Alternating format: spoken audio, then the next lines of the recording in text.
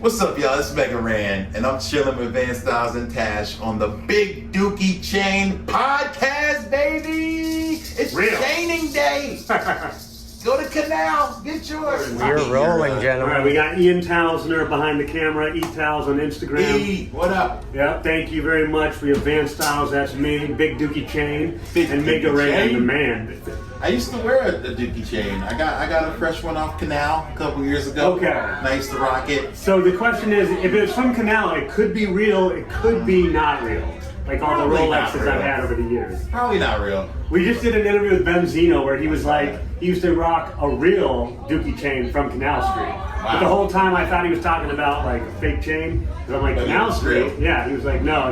No, they take you in the back and get you Right. ones. Like, Yeah. they're like, if you see what kind of budget you're working with, they're like, come with me. Stuff out in front is not, not the best stuff. But they'll bring you in the back and be like, yeah. After this Mega Ran interview, we're going to be so flush with listeners, viewers, money that we're going to get the real big Dookie chains in here. Let's go. Get the big Dookie with the Mega Ran. You're gonna start like every person you interview. You're gonna start like handing them a chain. Like that's gonna be the. I'm so sorry. Here. Oh, there we go. There we go. Oh, he just he crowned me. Damn, I crowned you. It was a little rough going over the glasses. Yeah, you know. My big head, but it worked. Oh man, I feel like $1 million right now. And here we are, Sonia, Cambridge, Massachusetts. Okay, so for people who don't know who you are, oh man, Mega Ran is a video game. Give them the DL. Well, I mean, Mega Ran, teacher, rapper, hero. You know, I feel like I'm a rapper first and foremost. You know, producer, songwriter. Yeah. But taking the things that I loved growing up and just making it a bigger part of my life and my show and my performance and my music has really taken me to a different place. It's like, Were you always Mega Ran? No, I was random. Right. In the 2006 and 7 when I put out my first 2 records, I was random. But as random, I put out an album called Mega Ran, and the concept was that I woke up dreaming that I was Mega Man, and so. Then I started playing shows. People started calling me Mega Ran. They were like, "Oh, we're booking Mega Ran." Right. And I was like, well, "No, I'm random, but the album is Mega Ran." Yeah. So I thought I could do like an MF Doom type thing or whatever, where I would be like, I have 2 identities and be like, I'm random, but I'm also Mega Ran. But being a independent with no budget, right? You can't possibly afford to a brand split. You know what I mean? Like, oh, I'm gonna just be this and this. You can barely afford to to promote yourself as one thing. Okay, that's interesting. That sounds right. Oh yeah, so it's like you can't possibly be that. But I was like, oh, but when I talk about real stuff, like real hip hop and bars and skills and the rap game, I'll be random. But when I'm talking about video games, comic books, anime, I'll be Mega Ran. But you just don't have the resources to split these things. They need to be one. So it all started. I went to one show in Philly. And there's a dude in the front, he had a Phillies hat on low, and I was about to do another song, and this guy was like, yo, do the Mega Ran joint. And I was like, oh snap, he knows Mega Man. And he's like, yo, do the Mega Man joint. And I said it on the mic, I was like, what y'all know about Mega Man? And everybody's like, yeah, I remember Mega Man, yo, that was dope. And that's when I realized these things run together. Right. Like, we see people like Pete Rock talking about how much they loved comics growing up. Like video games were such a Just Blaze, big video game head. So like seeing hip hop and video games, hip hop and comics, hip hop and anime, Doom, Dell the Funky Homosapian, like so many cats we looked up to, like wearing that on their sleeve, like yo, I'm into this stuff. It just showed me like there's no need to separate it. Like hip hop and gaming and comics all came up at the same time. They all hit their booms at the same time. The 90s is the freaking, golden era of all that. You know what I mean? Of not just hip hop, but also comics, also gaming. So it took that moment for me to realize like I can be myself, I can be all of me at a rap show. I can be all of me at a rock show, like tonight with Cyrus High Spring. I can spit bars, I can also do video game samples, references to games, wrestling, all that stuff. Because it all runs together, man. Like it's the full package. You don't get the full package of me, All right, if every answer is going to be that long, we're going to need like 2 hours in here. Sorry. No, I'm loving you. You know what it's like sometimes I'm trying to beat you to other questions. No, yeah. Well, it's like you're doing the whole interview for me. I'm just like laid back, like let's get roll, baby. You give me a little bit, and then I just So you lived in Philadelphia till 2011, is that correct? Or was it about 2009? I think. Okay. That's when I moved on. But I still come back, you know. Were you born and raised there? Born and raised. Okay. Not West Philadelphia. Out the first place. Yeah. But the part of my town is West Oak Lane, which is like North Philly area. It's confusing, I know. But like the North Philly, Germantown area is what I think made me and built me as an artist for sure. But you know, I took what I learned, a little bit of East Coast hustle to get to the West, took it out to Phoenix, and you know, you're right. Well, a couple of my favorite MCs are from Philadelphia and people just in general. Say Phoenix. I was like, you're right. No. In my head, I was like, who's from Phoenix? I can't think of Willie anybody. Northpool. Shout out to Willie. But in Philadelphia, you got Beanie Siegel, who's the man. It's a murderer's row. And Freeway, it is also that. Oh. I have family on the main line, so they're outside of Murderer's Row. They're in Wayne, Pennsylvania. Like as MCs. Oh yeah, as MCs. It's but also killers on the mic. Right. Okay. There's killers and killers on the mic. Yes. We didn't even mention the GOAT Black Thought. Oh, come on. And actually, I definitely should have mentioned it because I was just hanging out with Black Thought 1 week ago. First time. No, actually, one of my first interviews ever when I was doing the college radio. Shook the GOAT's hand. It was with the Roots on their tour bus. I'm not making it up. But it came full circle last week, so like 20 years later. Put a word in. I'm trying to get them on some Mega Man stuff. All right, let me put that through because we had Questlove do a drop for us, and then, you know, we had like Black Thought. My language. Yeah, dude, it was like my heroes. No, 100%. So 100%. You're from like Philadelphia and they do the Roots Festival every year. Yeah, man. And all the state property comes out. I'm even a fan of Neek and Chris from Young Guns. Like Young Guns. Philadelphia is fire. We man, somebody, Joe Budden was saying on this podcast, I would put Jersey MCs with anybody. And yeah, you got Tretch, you got Lauren, you got Redman, right? You know what I'm saying? Latifah, like you got spitters, but Philly. No, Philly is definitely up there. And actually, you brought up Joe Budden. Joe Budden is one of my favorite lyricists of all time. Mood Music 2 and 3 are like two of the greatest albums ever created. So this is in my question for you now. In your opinion, and I mean, you could take what he says to heart, but why did Joe Budden stop rapping? Because not enough people were paying attention. Because the rap he does, like, it's so good, it was too good for what people can even like get into. So like, it had a niche audience that would actually sell out the Middle East downstairs when he would do the Mood Music tours. But he didn't have like. So do I. So it's like, is that not enough, or he had his eyes? So you're saying you're thinking about moving into the podcasting realm, moving away from rap? Is that what you're saying? You're going to go the Joe Budden route? No, I want to get into like why he felt like artistry doesn't get appreciated. You know what I mean? And I've thought about it too. I've made a children's album that freaking hit #2 on Billboard. Yeah. So like, that's right. So it's now making me think like, dang, well, did I find my calling by accident? Did I just trip into something else? And it actually sounds like you did. I'm not. You know what so I mean? you've come on, like you have your own genre. Is there anyone else that's part of the nerdcore genre? I didn't make up nerdcore. You didn't? MC Frontalot. MC Chris. MC Chris, who just played here, sold it out upstairs in the Middle East. I've heard of MC Chris. I toured with MC Chris. He gave me my first break, so shout out to MC Chris. All right, shout out to MC Chris. MC Lars. I know of MC Lars. See, these names. Right, but I don't know that. Ian behind the camera, he's the one who puts me on. He's the one who put me on to Mega Ran. Really? Yeah. Well, I knew who Mega Ran was because we sold your music at undergroundhiphop.com for 15 years. I've been selling your music, right? Man, yes. But I'm not like the biggest like video game guy. Shout out to Mr. Pizzo. What's up with Mr. Pizzo? Oh yeah. How's he doing? They're all at. They have all of our followers are on Discord now. They've made an underground hip hop community on Discord with all the people from the old where you want because you were on the forums, right? So I never went on the forums too. Yeah. That was my first connection to internet like music and finding the hip hop community. It was through undergroundhiphop.com for sure. For a lot of people was. I got a shout out. And they sold my music. I was so excited about that.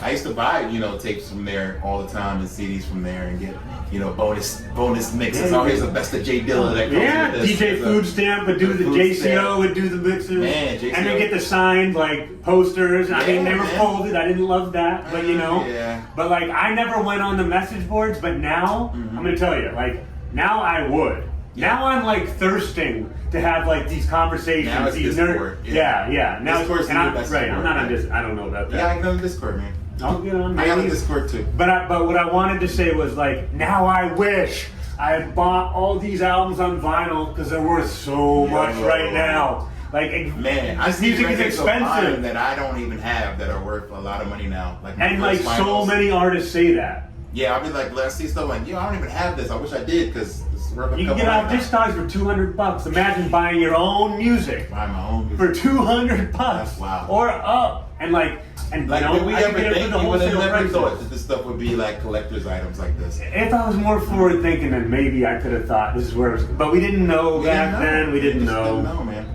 And we'll talk about this chiptune. You're a chiptune DJ, so says your Wikipedia. What is chiptune? I don't know who does the Wikipedia page, but some of that stuff is like, I try to change it and then I go back and then it's like... It says you're a gigolo, like a video game gigolo. But chiptune DJ, well, I don't even know what that is. I would say I'm a DJ, but I don't like to, I don't like to call myself a DJ out of respect for actual DJs. But I'm a sound selector, musical person who puts music on 2 turntables and plays it. Like, I wouldn't call myself a DJ. You actually use turntables. 50 Cent comes through DJs. But I play, I don't use wax, but like, I stream on Twitch and I'll play records. But Ian actually was like, you gotta ask him about the money he's making off streaming on Twitch. Because T-Pain came online and said he's making $60,000 a month. Come on, come on. If you know me from what you know. If T-Pain's making 60 grand, how much do you think I'm making? 160. Like easy, double, triple what he's making. Yeah, man. You got all the. You're funny. And like you said, like you have the #2 album when it comes to like Billboard for children, and they got their parents' money. They got allowance money. That's the easy $5. I'll tell you, but you know what the #1 kids album is this week? What is it? Charlie Brown Christmas. Okay, see. That's legacy. Legacy. 3 months away. No, but that's a legacy. So it's been #1 for like 50 weeks. And who did on stage? You were saying who was it? That's #1 on Spider-Verse. Okay, so you can't. So the key to happiness is not comparing yourself to other people, but also particular. Yes. Not these like. These are legacy. Spider-Verse. And like, you know what I'm saying? Like it's unfair. Disney. Yeah, like I'm just. So don't look in the mirror every morning and be like, Yeah. I would say look in the mirror every morning and be happy with what you see. Right. Because you can't compete with these multimedia $1 million conglomerates. You can just be the best you can be. And the fact that I don't have a team. Right. I got a manager and I'm touring with a band, but it's me. It's me on my stage. I don't have a DJ. I don't have anybody else working with me on that stuff. But like I'm able to still be in that conversation. All right. So how much are you making per month at Twitch stream? This is the Pocket Watch Cast. Damn, I know. You don't have to answer that. No. Okay, I will answer it to be honest because I want people to get a realistic idea of what's happening. T-Pain is not the norm, okay, guys? Shocking. T-Pain is a millionaire superstar who gets crazy endorsements. In that same interview, he said, "Yo, somebody 7-Eleven will pay me 50 grand to just mention them in 2 hours of my stream." So it's not that Twitch is paying that; it's that the people are paying him because he's in front of a lot of people at once. My streams average about 60 to 75 people. His streams average thousands of people. Right. Okay. So now you can put a perspective on that. Where my last sponsored stream was with HelloFresh. Okay. Have you heard of them? Yeah, definitely. Food order on demand. And they're like, "Yo, if you can get anybody to sign up for HelloFresh, we'll pay you." I think it was like $10. That's the kind of deals I get. Where it's like, is that a real Dookie chain? Oh, that's you're 100%. rolling in the dough, baby. So anybody I can get to sign up for HelloFresh during my stream, I'll get $10. Okay. And it's like, come on, what is that? You know what I mean? But if everybody's all 75 of my people will just be like, "Oh, let's get HelloFresh for Mega right now." Right, there we go. You gotta get all 75. But literally, it's not gonna happen. So Twitch does not pay my bills. I'll just say that. But there's like several pieces to my pie. there's like 25 pieces to the Mega Ran pie that keeps us going. Touring, Spotify, streaming, what else? Writing songs for people, production, making beats. Writing songs for others. Yeah. Okay. Like I'll help out people. Songwriting and You're a ghostwriter. Yeah. All right. For the right price, I can make your stuff tighter. You know. Do it for me as an intern to catch up. But fine. Oh man, you're just wrecking stuff. Yeah. Yeah. So I write for folks. But mostly residuals, like from I wrote a song for a game or something that pays back or whatever. Is there any of these artists that you're able to say? Or if you're a ghostwriter, I'm assuming you haven't heard of them. Okay. Unfortunately, I haven't written for anybody bigger than me. So nothing for Snoop. Snoop written by Mega Man. I probably wouldn't be. You're a much better lyricist. I'm sorry, that was fucked up. Let me think of like a good lyricist that Next question. Next question. So you're an author too. I am. I wrote a book. Yeah. So that book's about your life. It is. It's a memoir I wrote. This was my pandemic project. I wrote it during pandemic. Okay. I had already had a ton of stories from the road that I've been writing, and during pandemic I was like, oh, I'm not going anywhere. All I did was stream on Twitch and write a chapter a week. In the book. So yeah, the book is out called Dream Master. Came out in 2021. It leads up to 2018. It's a point. It's a kind of a period piece. It's like birth or whatever. To like 2018. Yeah. And then 2018 is when I got a Guinness World Record for most songs about a video game, which is about Mega Man, of course. Thanks. So I thought that was a good ending point. And my editor kept saying like, save this for the next book, save that for the next book. So we ended at 2018. And it was an interesting time. It's like I went to London to receive the award. Black Panther was playing in the theater. I sat down and watched Black Panther and cried in the theater in London, and then went to get an award. So I thought it was a really good ending point, a good cap. Okay. But you just gave away the ending to your book. I did. So I wanted you to like, there's 200 some odd pages to that, but that's where it ends, But the next one will be just as amazing. Like since then, I've fostered a kid who now we've adopted. I've made 2 successful children's albums. I've toured the world. I went to Africa. I went to so many other places since then. So the next book is just going to be even better. So I don't know. And you do Comic Cons. You do a lot of stuff that other rappers don't do. I was the first rapper to rap at Comic Con. Yeah. Okay. The second was Meth and Red. Wow. Yeah. That's dope. I'm a weird trivia question answer. First rapper to also partner with a video game company. The second was Drake and Lil Wayne. What video game company did you? Okay. They did the Drake versus Lil Wayne. Yeah, no, I remember. Method Man did that too with Capcom. Capcom? Yeah, on that album with Method Man. Do you remember that album where they have the comic book cover? It's just Method Man, Ray, and it was Wu Massacre. Yeah, and they came out because I remember. I didn't know they worked with Capcom. Yeah, they had the Capcom shirts. We had to do a whole promo thing on undergroundhiphop.com for them. Okay. Yeah. So I'm a weird answer to these weird trivia questions where like it's me and then some multi-platinum artist. Like it's interesting that I've been able to find my way in these rooms, but like I went to E3 in LA where they were doing it's a big video game convention, and Capcom was announcing Marvel vs. Capcom 2. It's so funny how things go full circle. That was 2009. Yesterday, Marvel vs. Capcom 2 just got re-released again. Yeah. But anyway, Marvel vs. Capcom, they were celebrating, let's do a vinyl. And a couple of guys that worked for them, this guy John D, he's from the Bay. Okay. He's a big hip hop head. He was like, yo, I want hieroglyphics on this. I want E40 on this. And he went and got all these E40 artists. This is another record that's probably $300-$400 online. There's a Marvel vs. Capcom 2 mixtape, blue vinyl or maybe purple. I'm sure that's super E40, Raekwon, Talib Kweli, so many people. And I was like, yo, but I'm the Capcom licensed artist. Am I not gonna be on here? And they're like, oh man, we're up against the deadline, I'm sorry. And I'm like, come on, man. He's like, you know what, if you give me a song by Monday, it was like Thursday. So you give me a song by Monday and we like it, I'll put it in there. And I was like, let's get to work.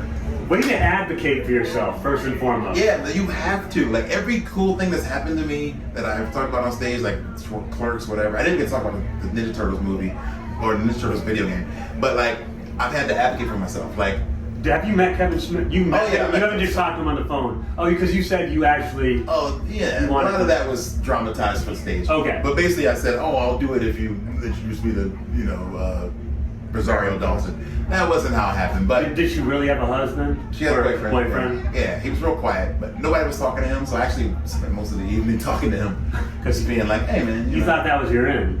You showed that you're no, like that's empathetic. That's some slimy stuff. I didn't want to.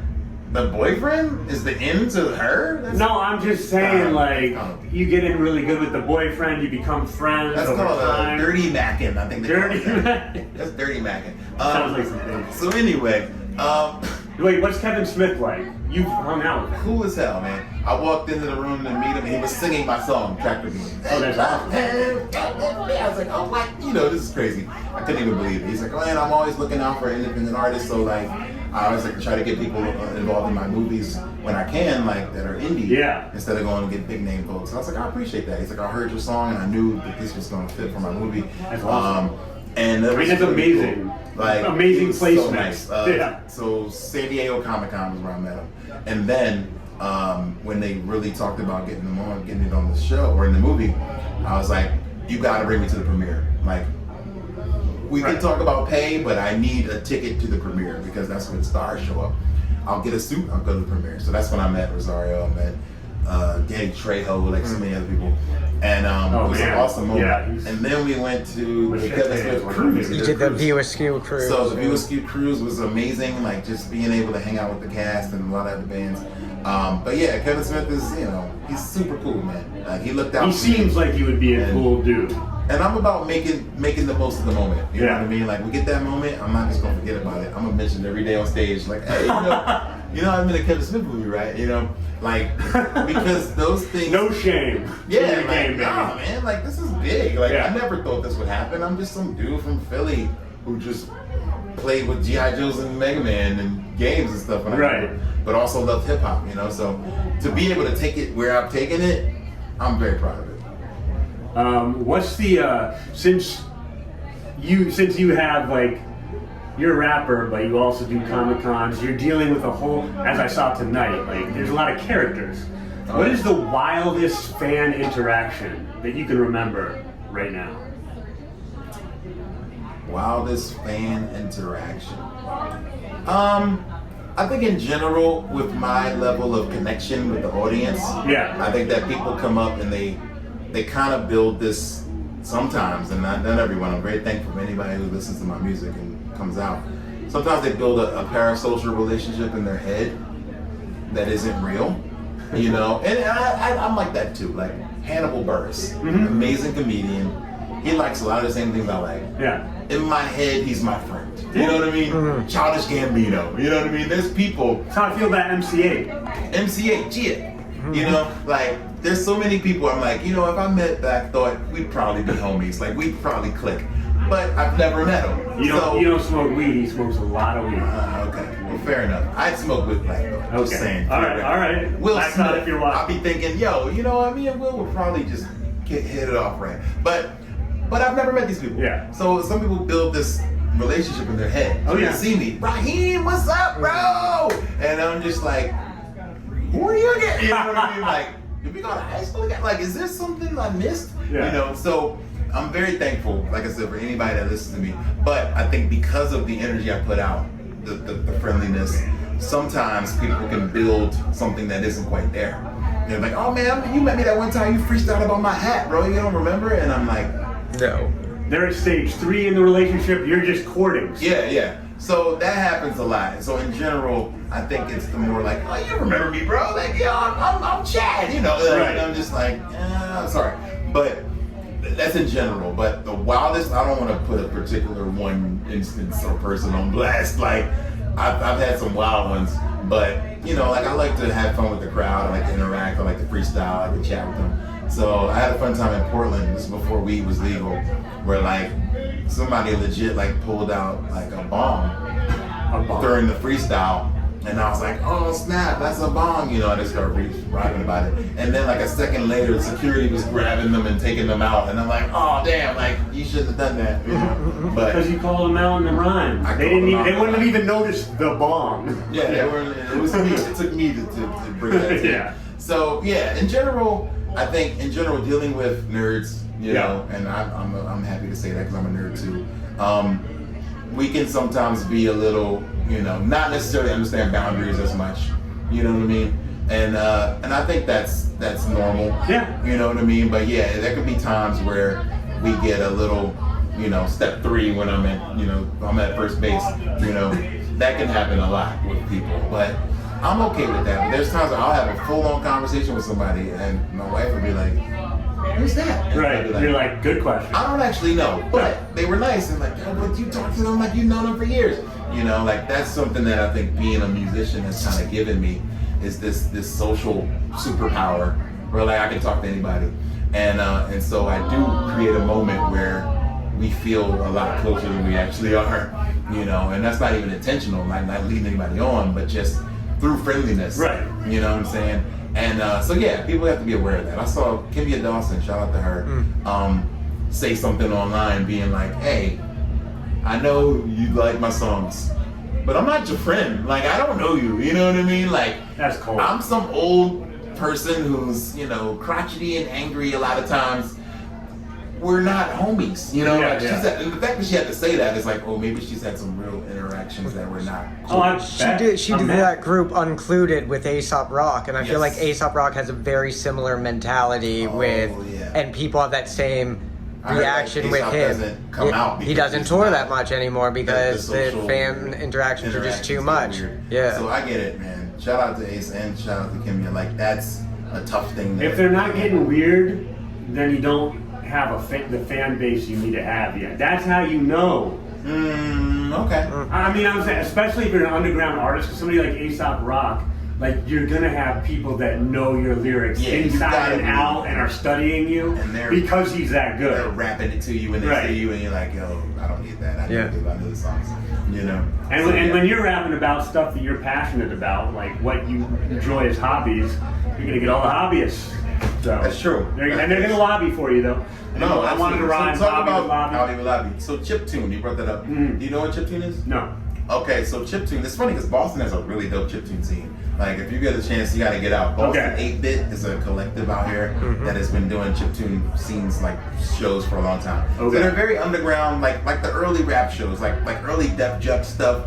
Like it really feels like that. It feels like early punk stuff, where like they're in a crappy hole in the wall, sweating and just having the time of their lives for a $5 cover. You know what I mean? But maybe we're at like the glory days of chiptune in Boston right now. Maybe, You're in New York in 2000. like they're making music with Game Boys. They're making music with PCs, with pieces from other things, and they're using the blips and bloops that come from a game system to create original tunes. Okay. So these are some of the most talented hacker nerds in the world, but they're using those talents to make great music. That's awesome. That sounds very cool. It's super cool, man.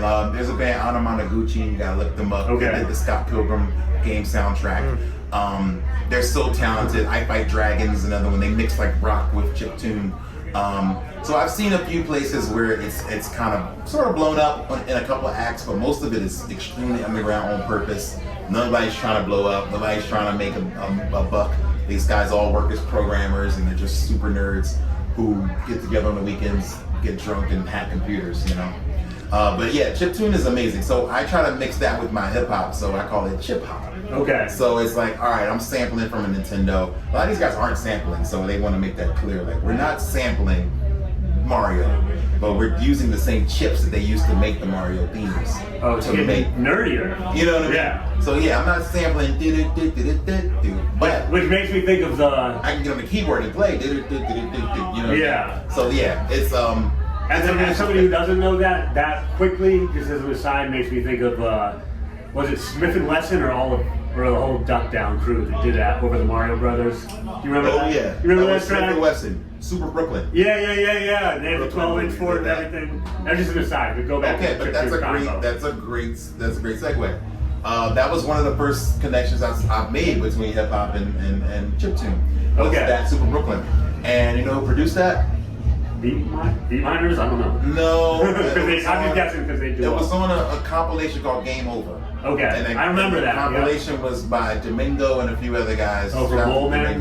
Yeah. So what happened was, and this is cool, this is kind of relevant to the Mega Ranch story. You remember that Eminem and Master Ace song, Hellbound? Hellbound Yeah. with I forget the J Rock or something. Somebody else is on the verse too. That samples Soul Calibur. Yeah. So they did that. Super Brooklyn's on there, and a bunch of other songs that sample video games on this compilation called Game Over. Domingo and some other producers put it together, and they were like, we can't put this out under our names because we're gonna get sued. So they didn't put a name on it. It just says Yo Sue Me Records. YOSUMI, Yo Sue Me Records. And they put it out, the 12 inches got all over the place, and they just never put out like who actually did it. And so that record is what led to me doing this. I was like, oh my God, like video games and rap can work together and sound dope. So MySpace days, I had Domingo as a friend. Yeah. And I was like, yo, did you produce this record? He's like, yeah, I did. And so my first album, Mega Ran, where I did chiptune stuff, Domingo does a beat on there. There's a track called Rock and Roll. Now, Domingo's produced for KRS-One. He produced for Cool G Rap, you know. And so My favorite shit is him and Vakil. Vakil, Where Spears confirmed. Oh, that shit was fire. he did the MC for KRS-One, which is Yeah, one of oh my favorite shit, he tracks did of all that? time. So he did some bangers, Fat Joe as well. And so for him to be like, oh, you're doing what I was doing the other thing, and I was like, yes, like can we do something? Big Pun he did. Oh shit. So yeah, he did a track on my very first album. So that was the full circle moment for me to be like, dang. And then I've had so many of those. Like Dell made a song called Protoculture in 2000. And it's basically about how much you like playing Sega. Yeah. You ever heard that song? I don't Let me know. tell you about the Protoculture. Anyway, 20 plus years ago, he made a song about video games, and he sampled a video game from Capcom called Darkstalkers fighting game. And then, so during pandemic, everybody's at home. I was like, let me shoot my shot. It's 20 years to the day he put his record out. I'm gonna hit up Dell on every social media site and just see if I can get a collab. Smart. Sure enough, man, he gets back to me on Twitter like, what's up? I was like, yo, check your DMs, yo. And so he agreed to remix Protoculture with me in 2020. So that happened during pandemic, but like now me and Dell have like 3 records together that are gonna come out at some other point. But yeah, man, like been super cool. All we do is talk about video games. Like, oh, what you playing right now? I'm playing this shooter, I'm playing this. So video games have been my He's the man. Yeah, he's a the freaking man. legend. So anybody I've met that's been famous, usually video games is my end. There's wrestlers I talk to about video games. There's artists, comic book people. There's platinum selling musicians that I just talk to about video games. You know. We just had Hulk Hogan in town for 2 days in a row. Oh man. I've seen everybody at Hulk Hogan signed merchandise and photos. I didn't know about it until after. He's not a hero of mine, for the record. Okay. Yeah, same. But you know, Because of his political. when it comes crashing down and it hurts inside, gotta be a man that don't help to hide.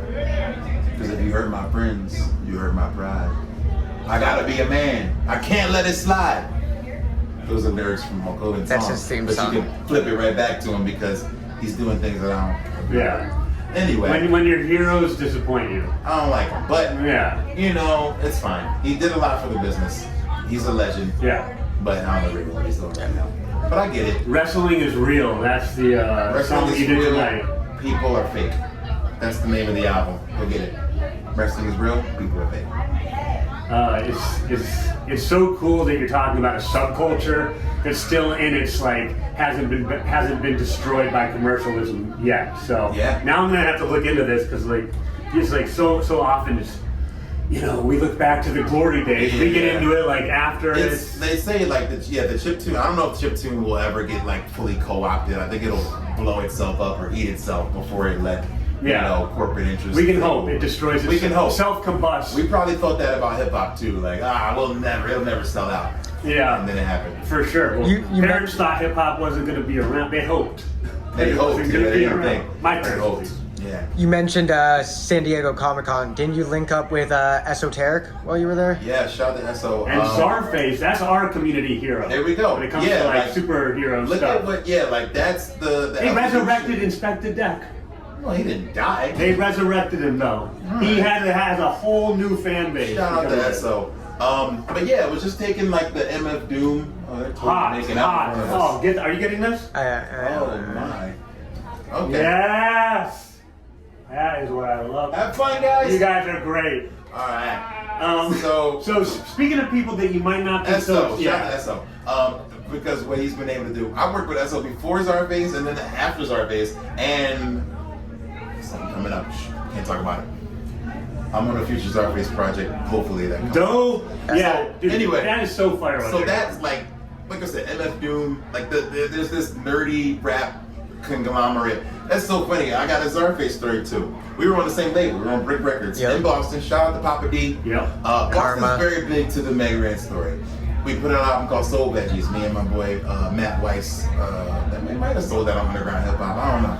But anyway, sounds like something we might. Papa D gave us the deal. We put out a record, and he was like, "This album needs to come out before the summer." And I was like, "Okay, why?" He's like, "Because I got this album Czarface that's about to F up the game."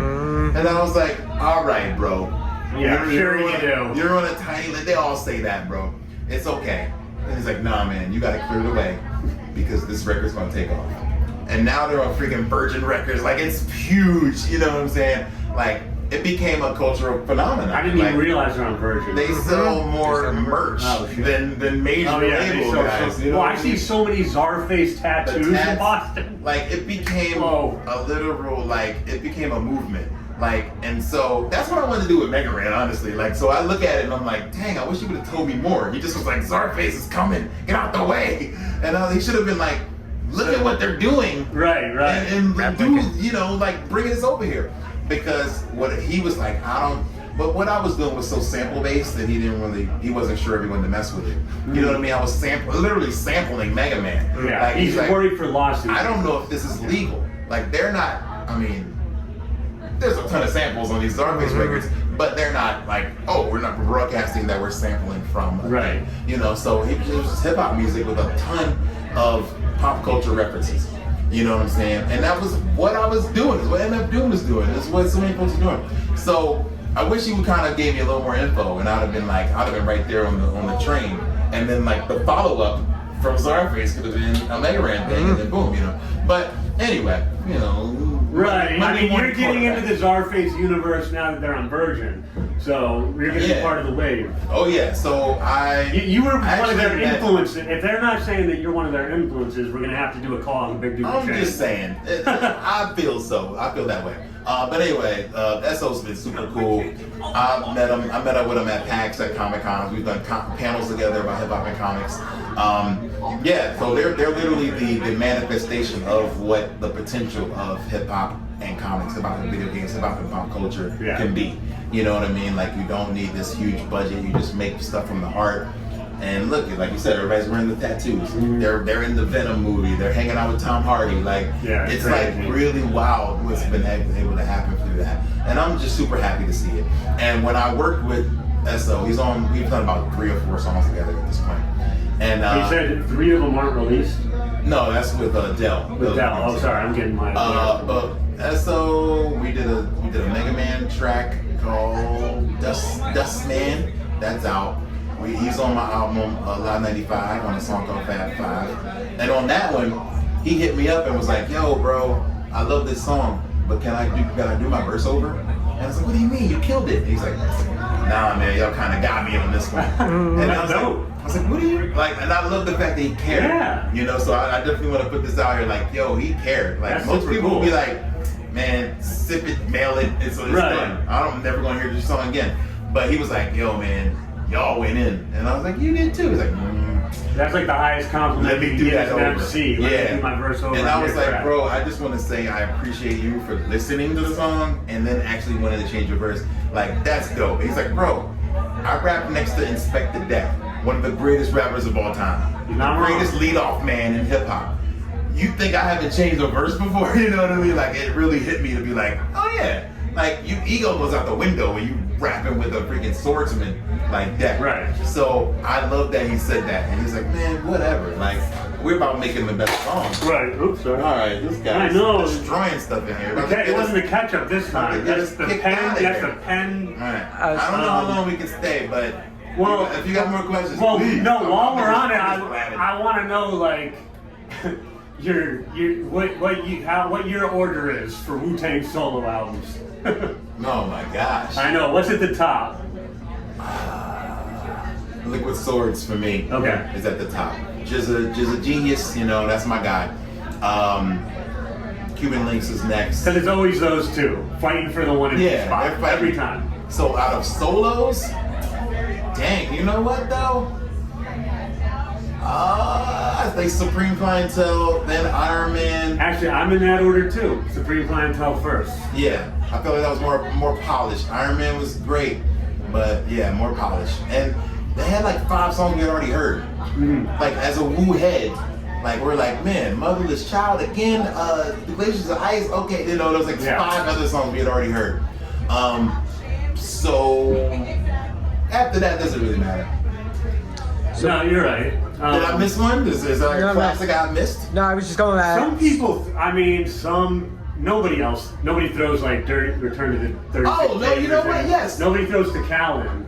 No, we don't. But respect, but no.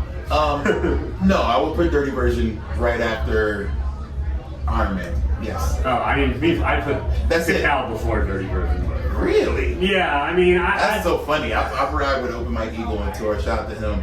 And he's like, yo, Dirty Version is like top for him. Oh, really? Yeah. He's super. It's just, you know, you're different. He was one of the last mind. people I was sitting down with too. Him and what's the name of that group? Previous Industries. Previous Industries. Shout out to Mike and Video Dave. Video and all Dave those, and yeah, Still yeah. Rep. Those are my guys. We played with them in New York. But yeah, that's funny. He just did and I'm gonna ask you. He just did he was a part of this compendium or article about Ready to Die's 30th anniversary. Oh, this is perfect. And it just happened, and I was like, dang, I'm so old, 30 years. I remember listening to the album like it was yesterday. Right. My jaw on the floor after Suicidal Thoughts. Because you would give me the fruit. Give me the fruit, yes. Shout out to Biggie. To me, my probably favorite besides Black Thought of all time. But anyway, Mike is in the interview, and he's like, I didn't really like this album. You know, and I appreciate the honesty, but he was like, No wonder he's putting Dirty Version above the Cal. He was like- See, his shit is he's all like, mixed nah, up. Ready to Die. All mixed up. Ready to Die moved me. I was on Like after I was on, no, he was like, I was on Tribe Called Quest, I was on De La, I was on more challenging stuff, and this was too dark for me. And I'm like, that's fair. And I respect his opinion, of course. But it was wild that he was a part of this article with people who were just praising, and he was like, eh. He had to be the outsider. But yeah, but I like that they got different opinions. So what's your opinion? You know, you're an East Coast guy. Like, I already know. What's my opinion? I already know. 30 years later. No, but what's better, Life After Death No, I don't or want to Ready to compare. Die? Okay. I don't want to compare. I just want to say, what were your thoughts on Life After Death? Okay, well, I'm going to have to shout out Tash. Or, no, Ready to Die. I'm sorry. Okay, Not I'm going to have to shout out Tash, my co-host. We were just having this discussion yesterday. Have you listened to Ready to Die recently while thinking about Puff Daddy ad-libs or Diddy ad-libs on that album? No. Not since the Diddy stuff has happened. No. You got to. He says you got to, because you will not see that album the same way, because it's so much. And he really wants somebody to take Diddy out of it and do a Diddy. AI can do it. Somebody out there, please just take they've taken off the Benjamins, so you heard that. Oh, really? They replaced this voice with Jada because Jada wrote that verse. I'm not like, okay, I did not know that. So now it's Kiss going, what y'all want to do? Want to be boy? Dude, that's crazy. So I'm not into this going back and like whitewashing everything. I'm not into the PC policing, but that's hilarious. It's pretty hilarious. I've always wanted to have D12 albums with Bizarre's taken off. Man. Taken off? Yeah. Wow. Bizarreless D12. Wow, that's mean. I shouldn't say that. Bizarreless D12. That would be quite bizarre. That's what it should be called. No, but Ready to Die, like he says that, and I haven't gone back and listened to it yet, but he's like, you can't, it's so distracting because Diddy inserts himself everywhere on that album. Well, what did you? Unfortunate. I mean, what did you think about the Puff Daddy? What did you think about the Puff Daddy and the Family album? Oh man, he's got some bangers on there. Yeah, there's some bangers. Victory is incredible. And Mace's Harlem. Yeah, Victory is awesome. I wish We were just listening to the Even back then. G Unit victory on the 50 Cent is a few. Oh, they killed. Oh my God, Lloyd Banks went off on that. He goes crazy. That shit is fire. To the moon, he went off. All right. Anyway, man, that was a time, man. But anyway, Hip hop and comics, Hip Hop Family Tree, Ed Piskor. Ed Piskor, because Ian was the biggest family tree collector, and I'd always be jealous and trying to find them on eBay afterwards. Rest in peace, he passed away, right? Yeah, so sad. Was he from the Northeast? Is he from New England? I don't know where Ed Piskor is from. I'm not sure. Anyway, but yes, those are big. We talk about them every single panel we do on Hip Hop and Comics. So like good. It's so connected, and I have so many of those books still in the packaging. Yeah, man. Legendary let stuff. me buy some. Nah. For the right price. That's gonna put my kid through college. That's okay. Well, we can and my old vinyl are gonna put my kid through college. We can quickly go into. So you adopted. I did. What was it? We fostered. And then you fostered, then adopted. So. Oh God, it was. My wife puts it like you're literally holding your breath until the moment, because they say if nothing's hard final, to do. Nothing's final until the judge bangs the gavel. So you're just waiting. And sometimes you're waiting for the worst to happen. You're waiting to get that call where they're like, we're taking them back, you know. We did it. We went through a whole training. This was during pandemic, so we had to Zoom in for training. Then you get certified. Then you get calls like, all right, we got a baby. You want him? And so we took a kid in, and he was with us for 8 days. Okay. First kid, 8 days. My wife was like, I can't do this. Like, how are you supposed to like love a baby, change a baby's diapers, care for a baby, feed a baby, and be halfway in it, like thinking that they might leave? You can't. You gotta be all or nothing. Sure. So she's like, I don't know if we can do this. And so I was like, all right, let's take our name off the list. We don't know if we can do it. And then she was like, you know what? Well, maybe this is what we're meant to do. Like whether even if it's for a small amount of time, like no matter how long, maybe we're just there to give this kid some stability. And it could be a week, it could be a month, it could be a year. And I was like, oh, are you cool with that? And she's like, I don't know, but let's do what we're maybe supposed to be doing for people. So we get back into the pool, and then we get a call immediately for a 3-week-old baby, and it's like, all right, bring him home. We bring him home. They bring him there by the end of the day, and they're like, here we go. Oh, we forgot to bring diapers, but here you go. Like we've got formula, but here we go. Like it was just like you're just in. Like they throw you in the deep end. In the deep, yeah. You are, here you go. So we're just like, let's figure this out. And I'm staying up all night with him. I'm feeding him every 2 hours. You know, you're caring for him, you're loving him, you're changing diapers. And it was a year and a half of that. Of plus, maybe, almost 2 years of just waiting. And then one day they were like, can you guys come to court next week? And we're like, court? And we're like, yeah. We've been kind of building a case, you know, to see what would happen. We get to court, the judge is like, all right, he's yours, bam. And I was like, yes. You know, we're just crying, we're very emotional, we bring our family and all that there. Yeah.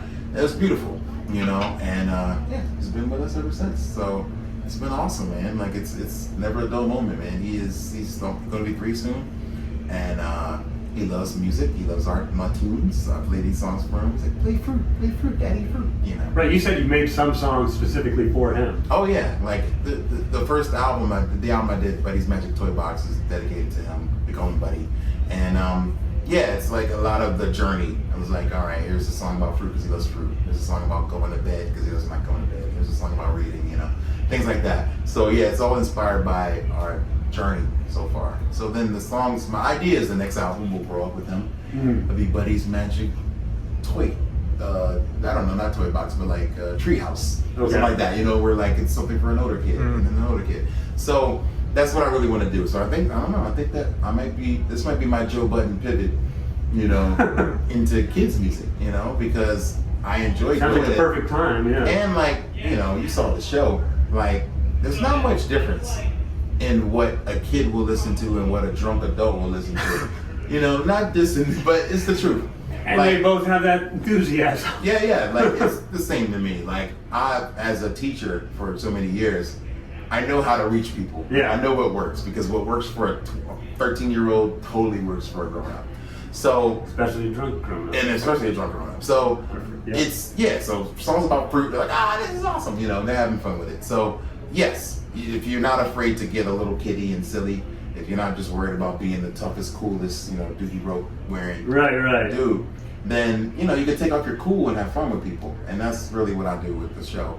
And so the pivot isn't much of a pivot, you know what I mean? Like I play the same show for kids in the library as I did tonight, you know, same show. Like it's all clean. I don't know if you noticed, like it's totally clean show. Notice, And yeah, it's the same show, but you know, I'm able to make it work.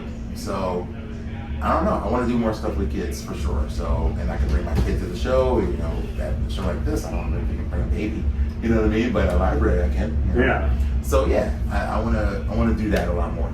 It's super cool, and it's super cool to just adopt like a child that needs a home. Thank you. Yeah, and I feel like I've given a lot to hip hop, and I love hip hop, of course. And you know, if somebody questions my bars, they can go back and be like, "Oh man, listen to this. Or listen to him rapping with Del. Listen to him rapping with Esso. Listen to him rapping, you know, doing his thing with MCs." Right. You know, so that part of my cataloging career is not to be questioned. You know, it's there. You know, I love it. So I'm not worried about like losing any cred in the process because like you can't really take that away. You know, you can't take it away. Right. It's been done. It's like with Joe Budden. Like people try to say, "Oh, you quit." They can use that as the joke. But like I think he said on one of the things, like don't get it twisted. Yeah, right. Before I quit, I was better than all of you. You know what I mean? Like people talk about my pen to this day. Like the songs and the concepts and the stuff that he's brought to the game, it's not questionable. Yeah. You know what I mean? Like he did it, you know, at a very high level. Yep. You know what I'm saying? So yeah. Exactly right. You laid the foundation. Moved our RV. I know. RV's named Granny. I'm just hoping Granny doesn't leave us. We're gonna get you on there. We're gonna wrap it up right now. I mean, let people know where they can find you. Oh man, you just look in the sky, throw the Mega Ran symbol. Right. Yeah. Megaran.com is the best place. I'm on Twitter way too much, or X, Insta a little bit, Mega_Ran. But I do a Patreon, patreon.com/Megaran, where I do 2 songs a month. And there's a Discord and YouTube. OnlyFans? No. We just did the Benzino interview, and he actually has an OnlyFans. He has an OnlyFans? Yep. Oh, okay. Well, you know, Fun shout out to stuff. Benzino. That's what's up. You know, but you can do other things that aren't explicit. No, I'm not. Yeah, I wasn't insinuating. People probably I wasn't do insinuating. Patreon. They probably do explicit stuff there. So I don't know. But anyway, yeah, Megaran.com is where to go for all the good stuff, all the news. I'm always touring. Always putting out new stuff. I have a new record coming. When's this gonna come out? What do you think? Your new record? No, when is this interview? Oh, I'm asking you when my new album's coming out. I was like, that's interesting. It's about the answer too. I was like, well, around Christmas, like when people are spending That money. makes sense. Okay. When is this going to come out? Within the next 2 weeks. All right. So this fall, I'm doing a wrestling themed project with T Call, G Wins to the Rescue. It's called 3MP, the 3-man band. And no Hulk Hogan. Nah, there might be some Hulk Hogan this is on there. Yeah. But anyway, it's wrestling based rap. You know, just like hard beats, fun stuff. You know, with a lot of good people involved. And that's coming out this fall on Old Soul Records, and we're going to be touring that through the Midwest. So be on the lookout for that. The dates are already up. So yeah, come through if you can see us or hear us and enjoy some good rap music. Very cool. Thank you very much for taking the time. Of course, man. I hope I don't get left, but thank you.